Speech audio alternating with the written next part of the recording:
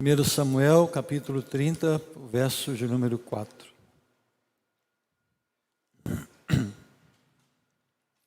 Até o Theo ficou me olhando de banda ali. Quem é esse pastor novo que chegou na igreja? O Theo não me reconheceu. Dando um susto nele logo cedo, coitado. 1 Samuel 30, o verso 4.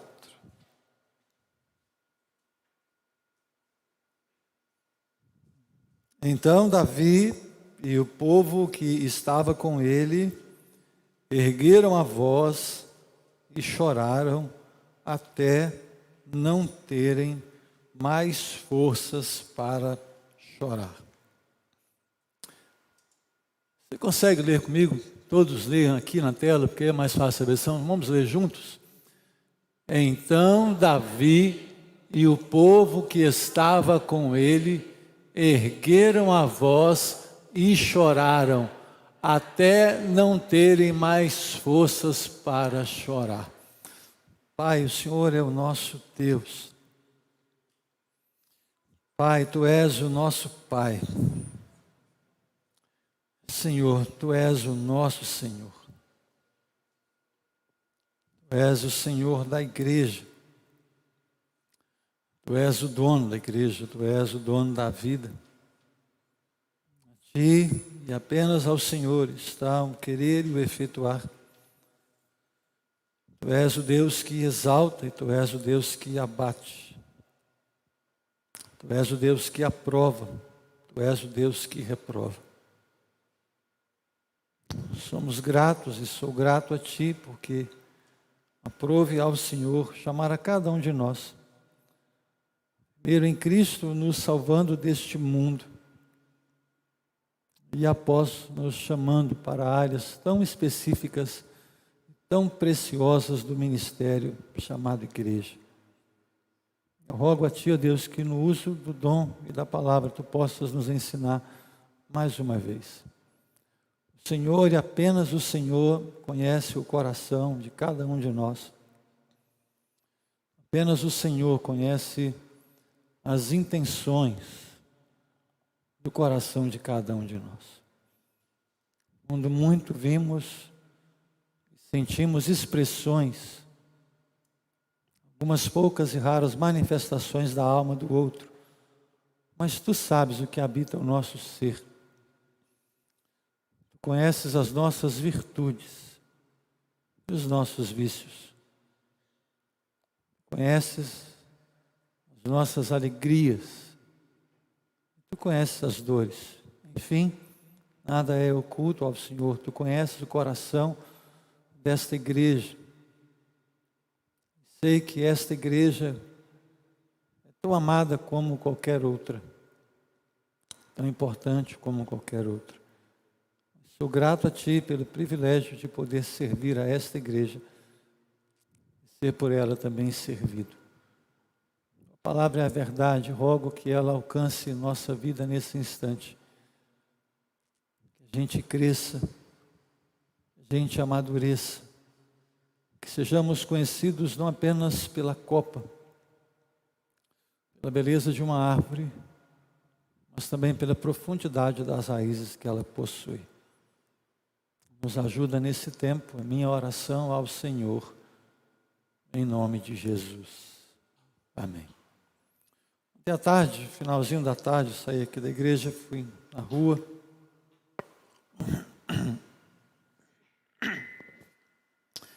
Depois fui lá para o ginásio orar um pouquinho. Eu gosto de ficar lá no ginásio, lá embaixo, naquele letreiro. Agora que limparam, ficou fácil para chegar até ali.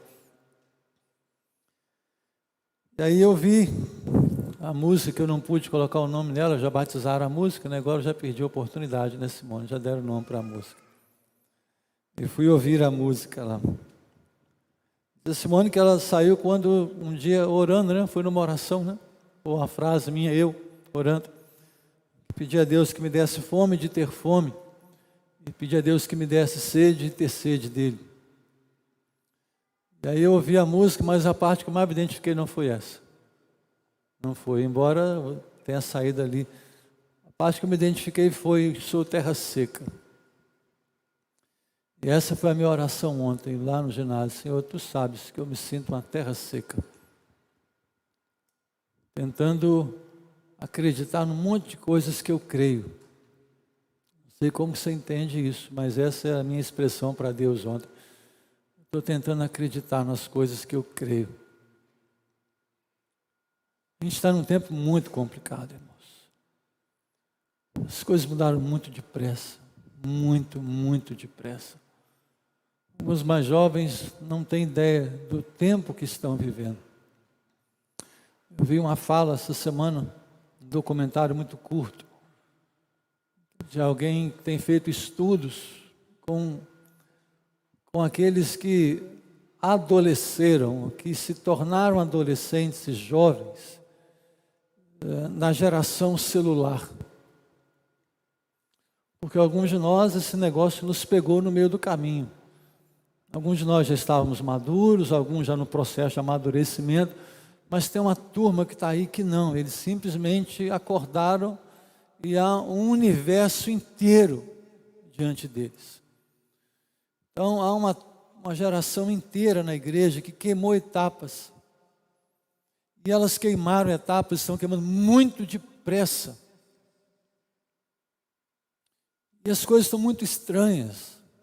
A gente viu aquele garoto Henri, se não estou enganado, no Rio de Janeiro, morto pelo padrasto. Não se sabe se a mãe participou ou não, mas acredita-se que ela foi pelo menos conivente. Poucos dias depois aparece uma criança de 4 anos de idade que foi agredida e a marca do anel que a mãe usava estava na testa desse menino. Esse menino morreu, agredido a socos pela mãe. E eu tenho insistido há anos recuperando. O que está acontecendo lá fora vai acontecer aqui. E você fala, as pessoas, será? Você viu o Espírito Santo Notícias? Ele já foi gravado. Eu vi agora, acho que o Edion postou na internet. De uma menina, me parece que de 6 anos de idade, foi espancada e foi violentada pelo pai ou pelo padrasto. Pelo padrasto. Por alguém que deveria cuidar. Só alguém endemoniado olha para a menina de 6, 7, 8, 9, 10 anos e acha que ela é uma mulher. Só pode que é o demônio para uma pessoa dessa, porque não é normal.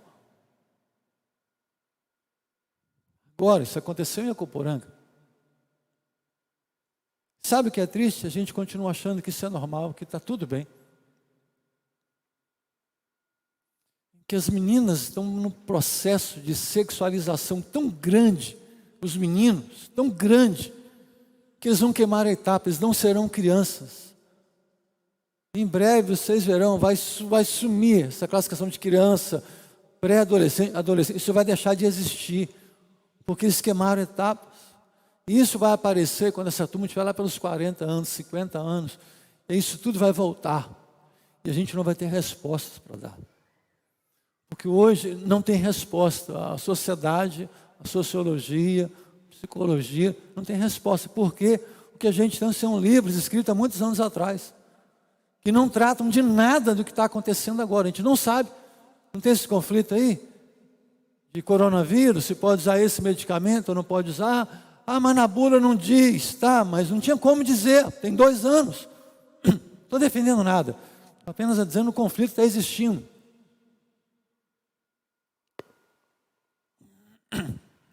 E alguns simplesmente ignoram o que está acontecendo. O fenômeno dessa nova igreja que brotou, de uma igreja midiática, de uma igreja que agride, de uma igreja que afronta, gente de igreja que vai para a rede social lavar roupa suja, afrontar os outros, brigar, desafiar, ser mal educado, em nome de Deus, que se ofende quando alguém tece um comentário sobre algo que ele postou, mas não chora, uma tragédia que está aí para a gente ver todo dia, que é o conflito em Israel, que parece que é só ali, mas não é só ali. Os que celebraram a eleição de John Biden, não têm noção do que fizeram. Os Estados Unidos injetou milhões e milhões de dólares agora no começo do ano. Curiosamente, os ataques começaram fortemente, tem muito dinheiro acontecendo. A gente olha para isso tudo e fala, mas não vai chegar aqui, não vai chegar aqui. já chegou aqui. Quando você olha para a Argentina, que está aqui do lado, em que daqui a pouco metade da população da Argentina estará na linha da pobreza. Em que aqueles que têm um pouco mais de dinheiro, o governo foi lá e pegou. A sua empresa. Tem um dinheiro lá, o governo foi lá e pegou, o dinheiro é nosso. Pegou e foi usar. Por isso, está todo mundo indo embora de lá. As grandes empresas estão todas deixando a Argentina. Estão mudando, o governo está pegando tudo. Porque eles não conseguem comprar. Quando o salário mínimo na Venezuela não compra 1 quilo de carne, um salário mínimo. E a gente está olhando, não vai acontecer, como não está aqui do nosso lado. Uma das razões pelas quais isso acontece é que a gente não considera o que está nesse texto aí.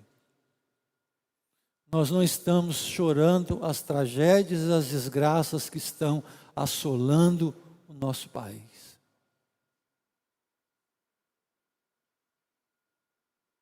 Completo descaso, falta de dor. Essas coisas não mexem mais com a gente.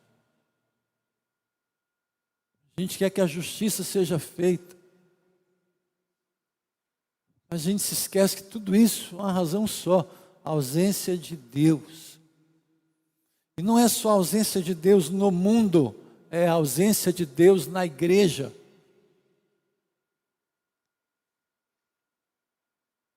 Essa é a grande questão. Eu quero considerar com você algumas coisas aqui. Você já me ouviu pregar nesse texto, pelo menos alguns já me ouviram falar sobre ele. É um texto muito conhecido. Um monte de gente fala sobre ele, e é um texto lindo.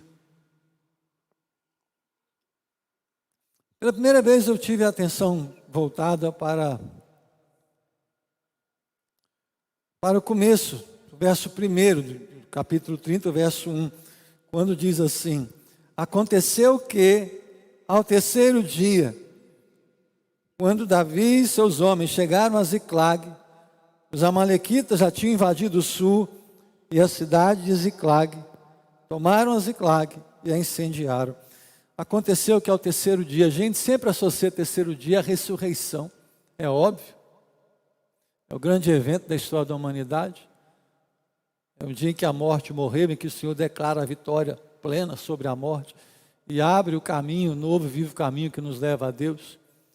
Mas aqui nesse texto, o terceiro dia é um dia de tragédia. A vida nos ensina isso também, que às vezes no lugar da alegria se transforma no lugar da sua dor. Às vezes o lugar da sua dor se transforma no lugar da sua alegria. Às vezes o lugar dos seus sonhos se transforma no seu pesadelo.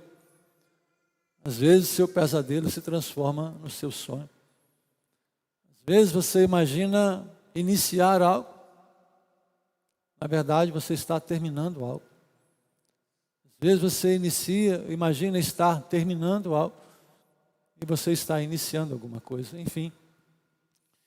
A questão não é o que está acontecendo. A questão é como nós estamos lidando com o que está acontecendo. Davi, ele havia saído para a batalha, para a guerra. Você se lembra muito bem o contexto que esse texto foi escrito. Davi estava debaixo de perseguição. Davi foi perseguido por Saul por 15 anos. Davi que serviu a Saul. Davi que o livrou da vergonha, da afronta de um gigante que todo dia zombava. E Davi entra naquela história, você conhece, ele derruba o gigante, mata o gigante. O rei Saul vence a batalha sem ter colocado a mão numa espada. Davi se torna genro, Davi vai morar na casa do sogro, no palácio com o sogro. E um dia ele dorme amado. No outro dia, Saul tentava matá-lo. Mesmo espaço, mesmo ambiente. Davi, então, ele foge. Por 15 anos ele foge. Ele vai, então, servir ao rei Aques. Vai para as batalhas. Porém, há uma batalha um dia que quem estava com eles chama o rei e diz: olha, tem um problema aí. O que foi? Davi é bom no negócio, Davi sabe lutar, e essa turma que está com ele é muito boa na guerra. Ninguém aqui se compara a eles, ninguém no seu exército chega perto da capacidade deles.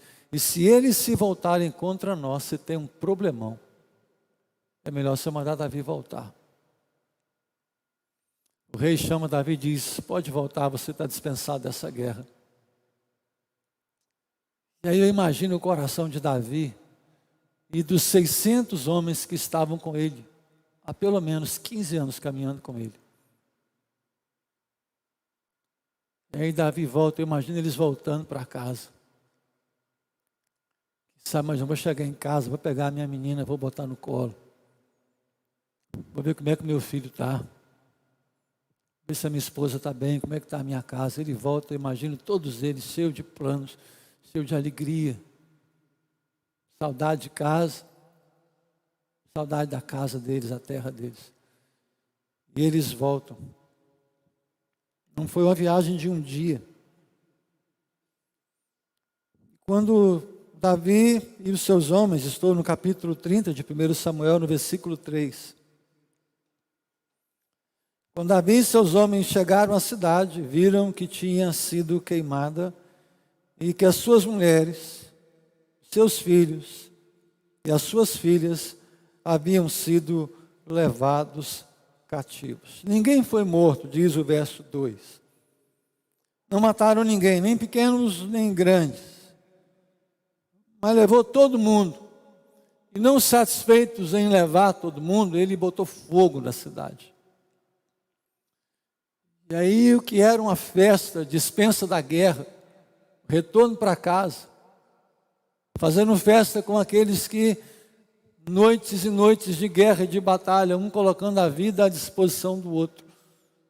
Embora eles que celebram, quem sabe disseram: olha, vamos dormir amanhã, no meio da manhã a gente está chegando em casa e vai ter festa. Mas quando se aproximam, eles não ouvem gritos, não ouvem choros de criança, não ouvem menino jogando bola na rua, não tem menina brincando de boneca, brincando de casinha. Pelo contrário, o que eles percebem é fumaça.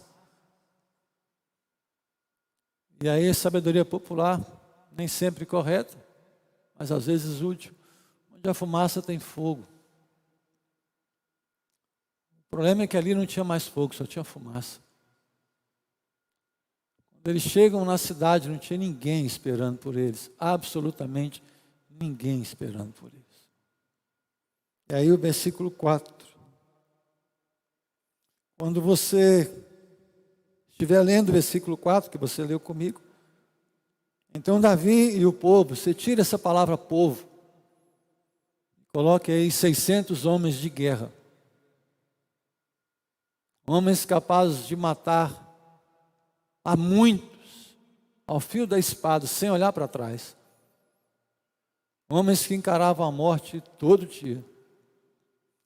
E agora, quando eles chegam em casa, eles não têm mais casa, eles não têm mais a família, eles não têm um lar. Diz a palavra, você leu comigo, que eles choraram tanto a ponto de ficarem fracos, de não terem mais forças.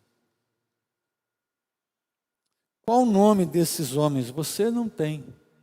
Alguns deles se destacam: Joabe, Abner, Itai, o giteu, que não era nem judeu, que não era do grupo, que caminhou com o povo e no meio do processo ele abraça e está naquele negócio ali. São os valentes de Davi, por exemplo. E eles vão chorar. E é engraçado, você conhece muito bem essa história. Davi foi um homem que lutou com um leão e prevaleceu. Davi lutou com um urso. Davi foi alguém que lutou contra a distância da família. Você se lembra quando o profeta foi à casa do pai dele, ungiram um novo rei? Davi não estava lá, os irmãos estavam, Davi não estava. Davi estava na roça trabalhando sozinho, trabalhando para a família, trabalhando pela família, mas trabalhando sozinho. Davi lutou contra um gigante, acredita-se cerca de 3 metros de altura, e Davi prevaleceu contra ele. Davi lutou em nome do rei Saul, lutou pelo rei Saul. Ele foi tão bom nessas batalhas que Davi virou inspiração para se fazer músicas. Saul matou milhares, Davi matou 10 milhares. Davi, ele passava na rua e dizia, olha, ele é muito bom no que ele faz. Davi é ungido por Deus. Agora você olha um outro lado da vida de Davi, algumas coisas interessantes. A gente está no mês da família. Você se lembra que um dia ele vai buscar a arca de Deus. Ele o faz de maneira errada.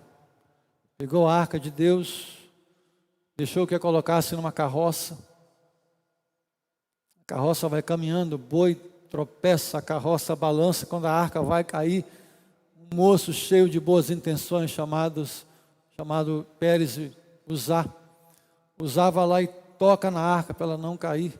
A arca não cai, mas ele caiu morto, porque Deus tirou a vida dele. E por que Deus tirou a vida de alguém com uma intenção, uma boa intenção, tão bem intencionado? Porque diante da obediência ou da desobediência, não vale boa intenção, ela não conta.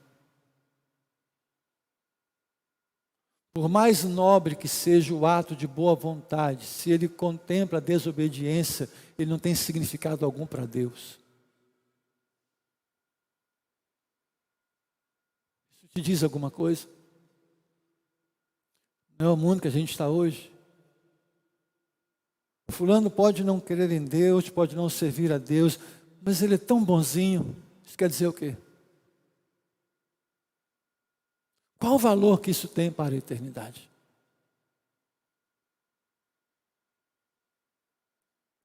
Nós nunca tivemos um índice de divórcios no Brasil como estamos tendo agora, dentro da igreja evangélica. O mesmo número da igreja é o número lá de fora. O mesmo percentual de divórcios. Enorme.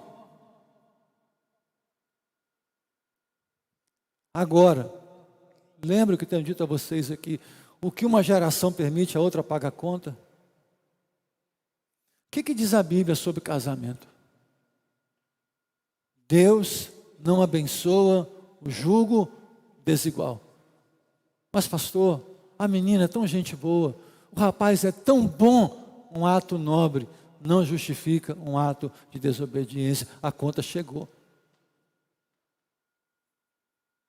Então, muitos pais e mães que buscaram gente boa para o seu filho e para a sua filha, estão vendo seus netos não servindo a Deus.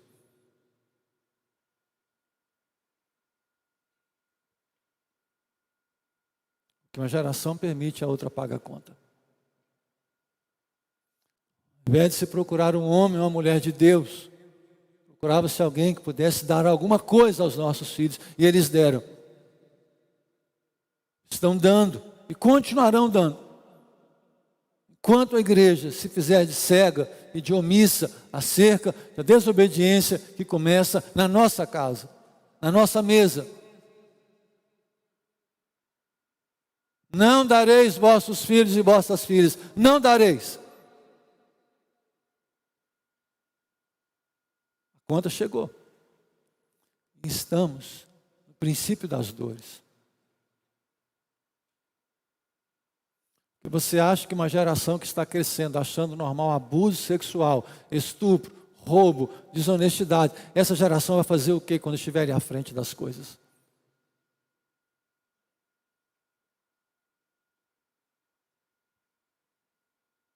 Quando o nosso Senado elege um senador corrupto, que responde a dezenas de processos, para que ele apure a verdade, é a completa vergonha de uma nação.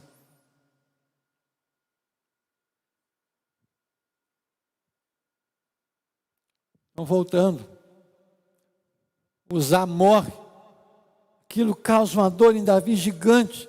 A arca vai morar na casa de alguém, fica lá. E naquela casa a arca abençoa, porque a arca era a presença de Deus. A presença de Deus, quando é obedecida, ela gera fruto. Quando a desobediência, morte.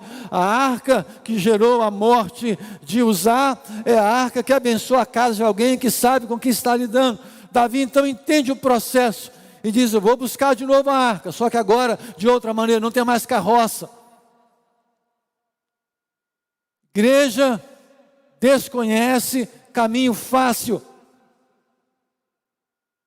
Nós estamos sendo tentados todos os dias a cedermos aos atalhos, a buscar um atalho para fazer a igreja crescer, para fazer menino e menina ficar na igreja, para que o jovem e a jovem aproveitem a vida. Então a gente fica procurando atalho, amenizando as coisas. Fica procurando carroça, a moçada subir e para alguns ficarem puxando a carroça. Aí Davi vai estudar, fala: como é que funciona esse negócio de arca? Porque deu errado. Como que esse trem funciona? Como é que é? Como se carrega a arca? Lembre-se, a arca no Velho Testamento simbolizava a presença de Deus. Onde a arca estava, ali Deus estava. Davi vai estudar, e ele encontra que a arca deveria ser carregada nos ombros. A arca tinha argolas, 4 argolas de ouro nas extremidades. Passaria-se uma vara, e os sacerdotes colocariam a arca muito pesada nos ombros.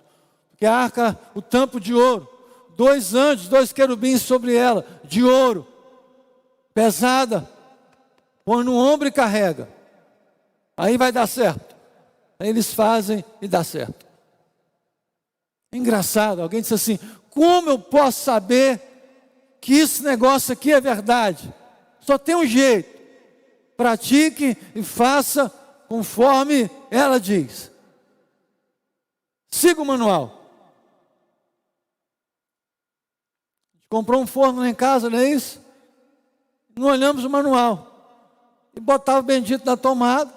E olha que eu sou sempre ler manual de tudo, né? E o bendito não aquecia, porque ele é 220. A tomada era 110.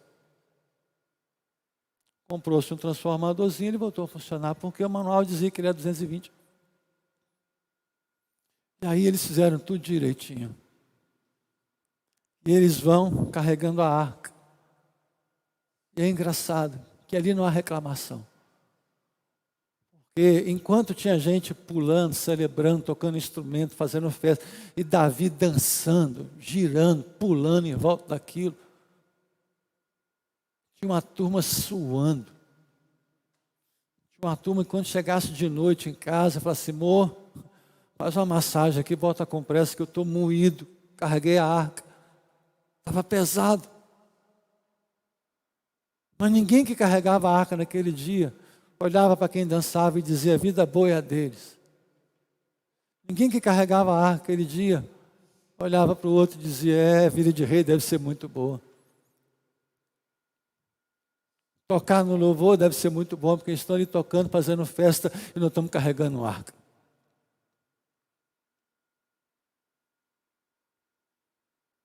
Quem quer fazer ministério, não avalia quem está fazendo mais ou menos. Quem quer fazer ministério faz o que Deus chamou para fazer.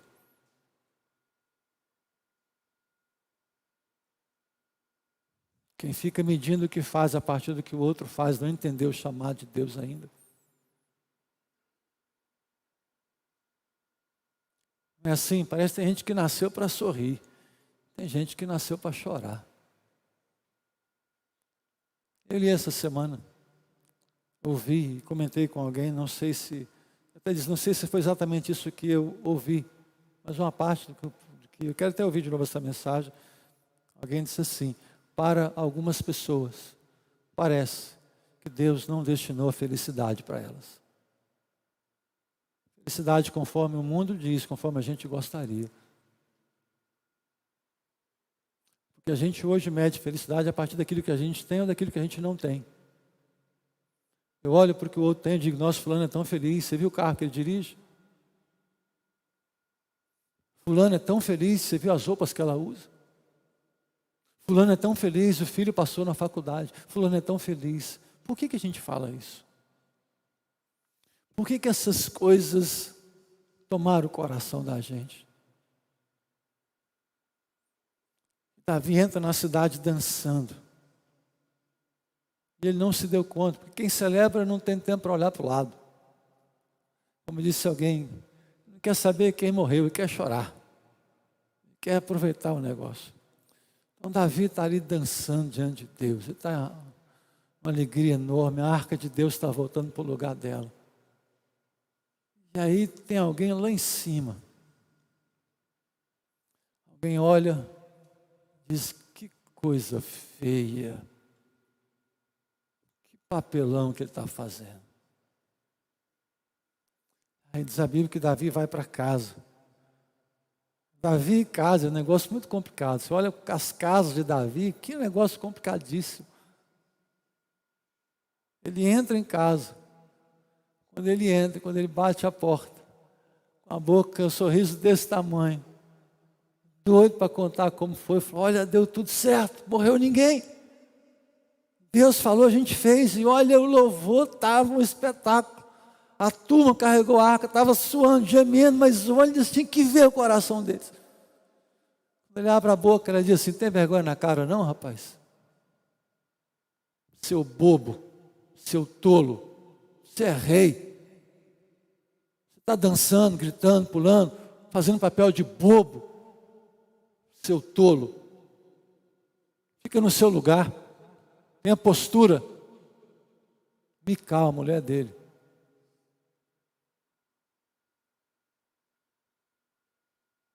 Davi disse, olha, guarde o negócio. A boca de outros foi honrada, assim continuará sendo. Curiosamente, diz a Bíblia que Mical nunca pôde gerar filhos. A honra de uma mulher no Velho Testamento era gerar filhos e filhos homens. Ela nunca gerou. Nesse episódio aqui, olha comigo o versículo 5 de 1 Samuel 30.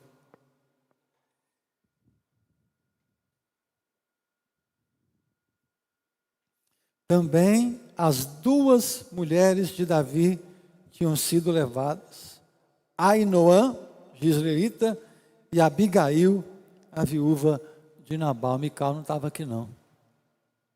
Mical já estava em outra. Mical não estava ali não.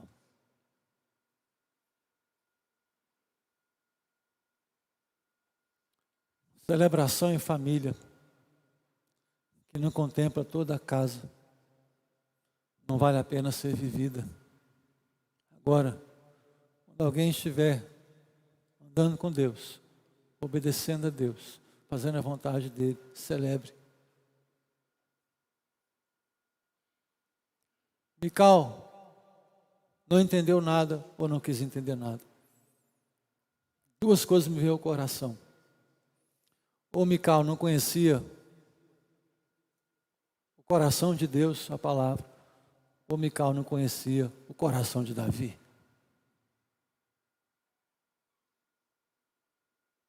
Porque ela sabia que ele era um homem de guerra. Ela sabia. Davi entra em desespero. E aqui não estou preocupado com a cronologia. Com Mical o negócio foi complicado. Com Batseba começou errado. Davi viu filho estuprar filha. Davi viu filho matar filho. Davi viu filho dormir com as mulheres dele. Davi viu o filho tomar o reinado dele.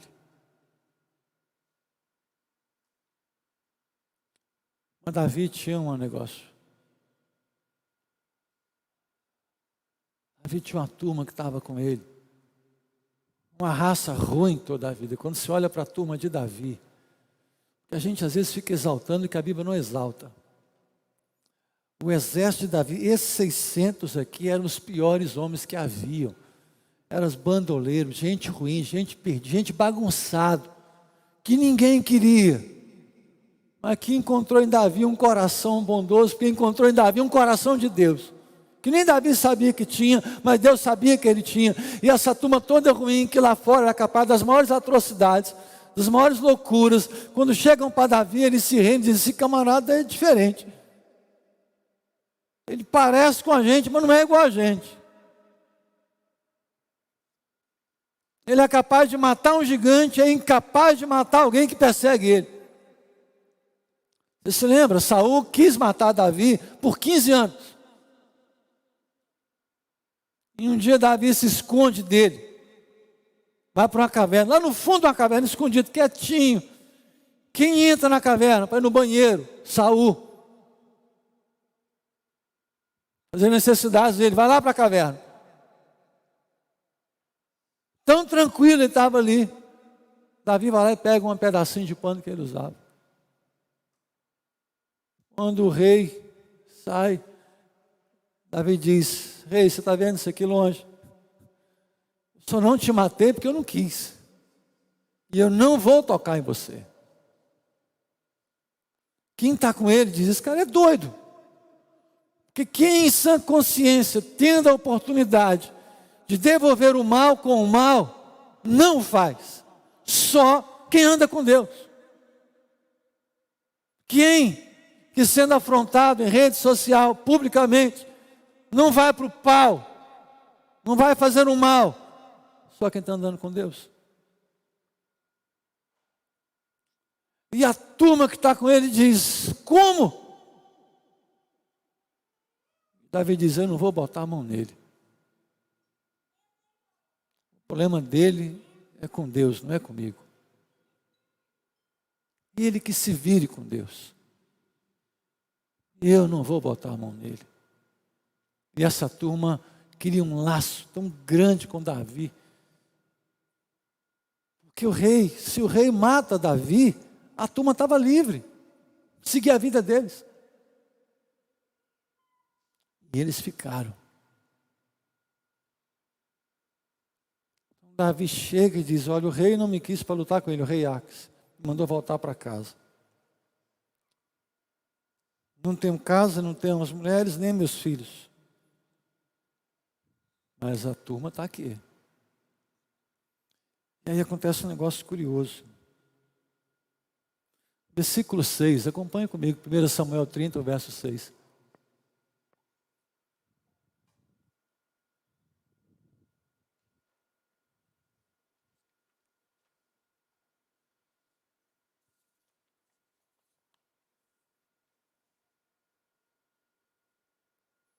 Davi ficou muito angustiado,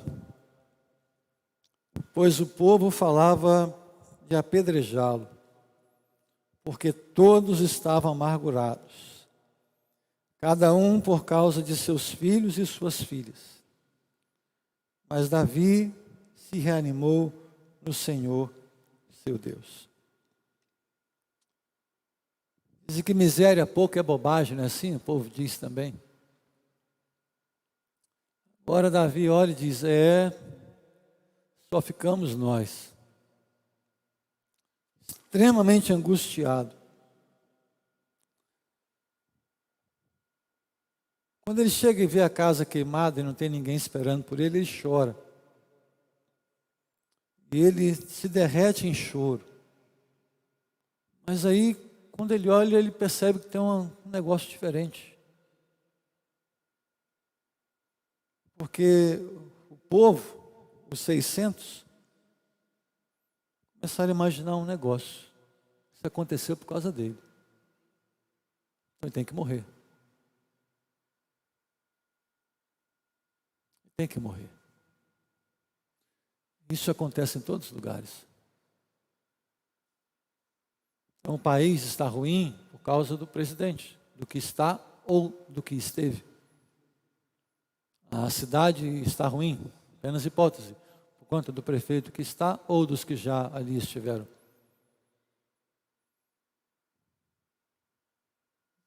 A igreja está ruim por conta do pastor que está ou dos pastores que ali estiveram. Mas poucos são os capazes de se assentar e falarem: está ruim, porque eu sou ruim. A cidade está queimada, a família foi levada porque eu sou ruim. O país está uma tragédia porque eu sou ruim. Minha casa está uma tragédia porque eu sou ruim. A minha igreja é uma tragédia porque eu sou ruim. Davi se volta para eles. E o papo era um só: não acabar com ele.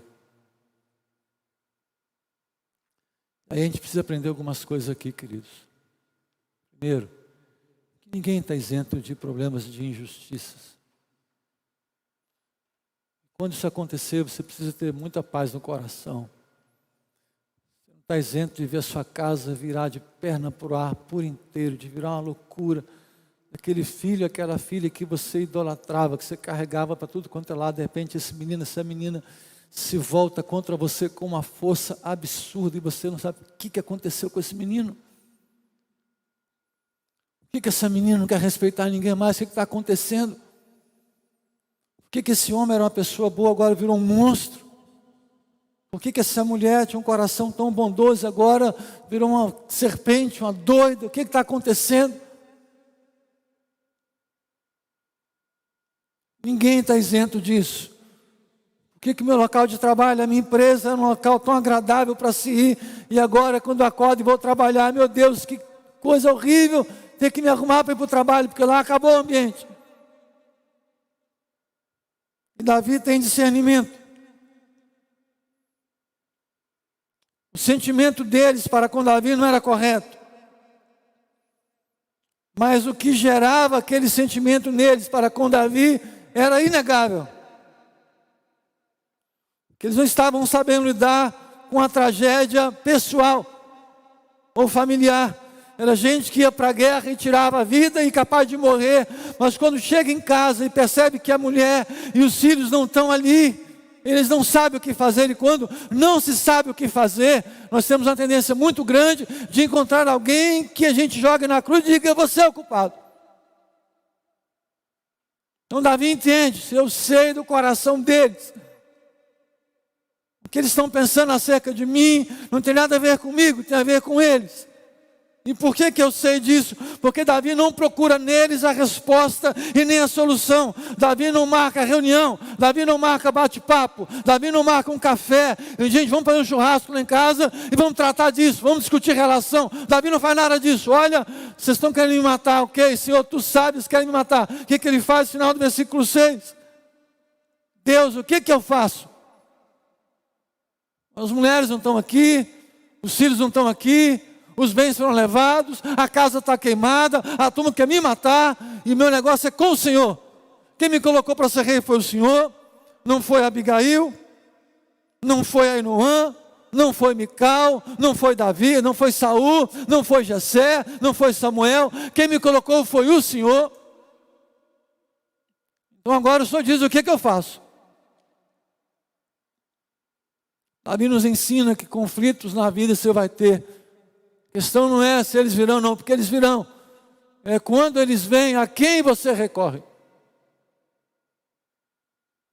Onde você encontra ânimo. Certamente, Ainoã e Abigail, que era uma mulher sábia, eram motivos de ânimo para Davi. Ele sabia quando chegava da guerra, esperavam por ele. Agora não tinha o ombro delas.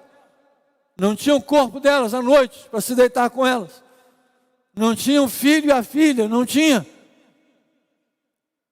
Mas ele tinha alguém que dava a ele o que o amor das mulheres que ele teve nunca deu. Ele tinha alguém que dava a ele uma paz, um gozo, uma certeza e segurança que os filhos nunca puderam dar a ele. Ele sabia que havia alguém que era para ele refúgio e fortaleza, socorro presentes no tempo da angústia e da tribulação, mesmo não tendo mais casa ou palácio, mas ele sabia onde ele tinha descanso. E ele busca a Deus. Ele não é tomado pelo desejo de vingança, de se levantar e matar quem estava com ele e tentar matar quem levou a família dele. ele encontra ânimo. Ânimo é mudar estado de espírito. Ânimo é enxergar as coisas de outra maneira. E Davi se reanima em Deus. E a primeira atitude dele, versículo 7, Davi disse a Abiatar, o sacerdote, filho de Aimeleque: traga aqui a estola sacerdotal. Estola é um tipo de vestimenta que se usava à época, se consultava a Deus em tempos de crise. Enquanto procuravam culpado, Davi procura a Deus e diz: para onde eu vou? Isso nos ensina como igreja, como família. Quantos problemas nós poderíamos ter evitado como igreja? Quantas reuniões dolorosas que nunca deveriam ter sido feitas? Quantos encontros terríveis que não deveriam ter sido feitos? Quantas reuniões familiares que não deveriam ter sido feitas? Mas deveria se perguntar: Deus, qual a tua vontade? Questões espirituais só discerne quem é espiritual. Então Davi vai, Abiatar atrás da estola. Davi fala com Deus, e Davi não lança dor. Fala: Senhor, estou aqui, estou triste. Minhas mulheres foram embora, os filhos foram embora, roubaram tudo, acabaram com tudo. O povo quer me matar. Assim, olha como é que eu sou, como eu sofro. Olha a minha história. Deus, você está vendo como é que eu sou um tadinho, um coitadinho? Todo mundo quer o meu fim. Se não, ele não faz nada disso. Oração curta, precisa, cirúrgica, de alguém que sabe que diante de Deus não se perde tempo. Verso 8. Então Davi consultou o Senhor dizendo, duas perguntas. Senhor, devo perseguir o bando? Eu vou conseguir alcançá-los? E resposta direta: persiga, porque você certamente vai alcançar. Ouçam, preste atenção na Bíblia, queridos. Nunca desconsidere o texto sagrado. Davi fez duas perguntas. Eu devo perseguir e eu vou alcançar? Deus respondeu com três respostas. Persiga, você vai alcançar e você vai libertar. Nem olhos viram, nem ouvidos ouviram o que Deus preparou para aqueles que o amam. Clama a mim e responder-te-ei, e mostrar-te-ei coisas grandes e ocultas que não sabes. E por que Davi ouviu as três respostas, embora tenha feito duas perguntas? Porque ele pergunta e ele espera a resposta. Pastor, isso é óbvio? Não, não é óbvio. Porque nós às vezes fazemos perguntas e achamos que temos a resposta. Quem tem a resposta é Deus. Vá. E Davi partiu com os 600. Quando eles chegam, 200 cansaram. Não tinham condições de ir. Não poderiam passar o ribeiro de Bessó. Davi disse, gente, fica aí. Não tem problema não. Descansa. Está tudo bem.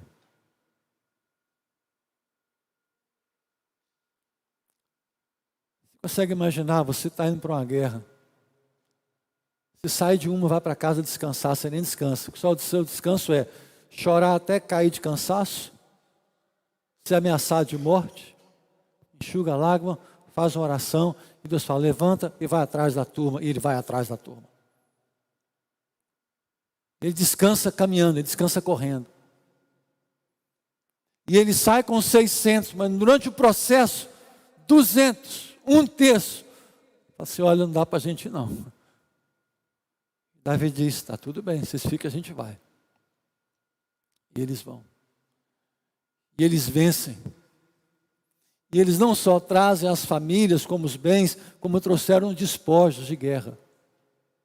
E eles voltam com os despojos. Os 200 estão lá esperando. Não foram lutar, porque estavam cansados, estavam ali. E aí Davi, o que Davi pensou? O que Davi ia fazer? Vamos dividir o despojo, o lucro, dividir com todo mundo. Os 400 disseram o quê? Não, não é justo.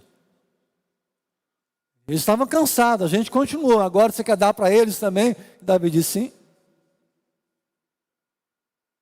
Não foram porque não conseguiram. Senão teriam ido. Você consegue imaginar o coração desse homem? Ele deu a quem ficou o mesmo que ele deu a quem foi. Esse é coração de gente que enxerga tudo.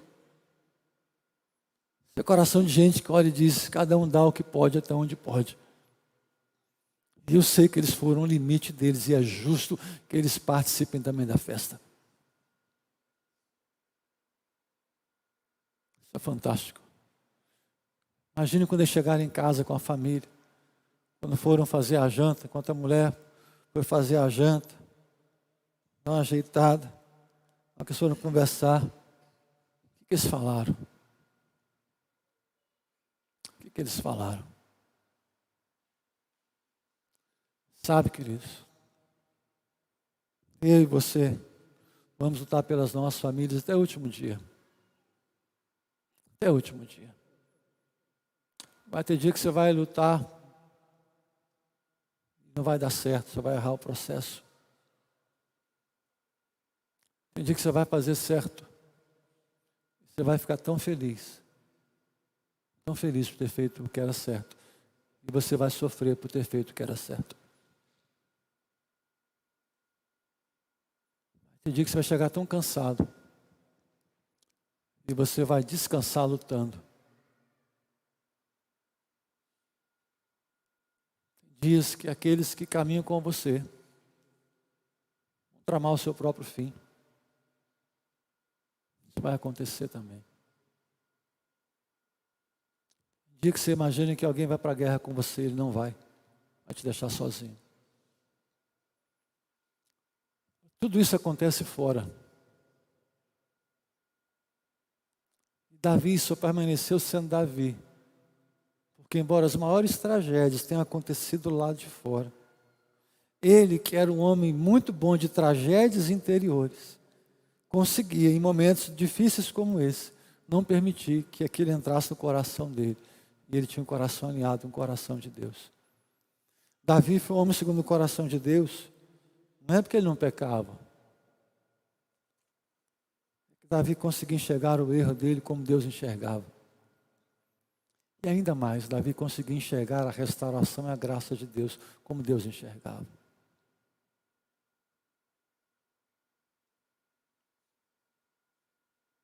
Com Batseba, ele sofreu justamente. Em Ziclag, não. Não. A gente tem lidado com muitos problemas nessa vida, irmãos. Em todas as áreas. Porque a gente consulta o coração, a gente consulta as pessoas, mas não consulta a Deus. Onde estão os homens e as mulheres do lugar secreto?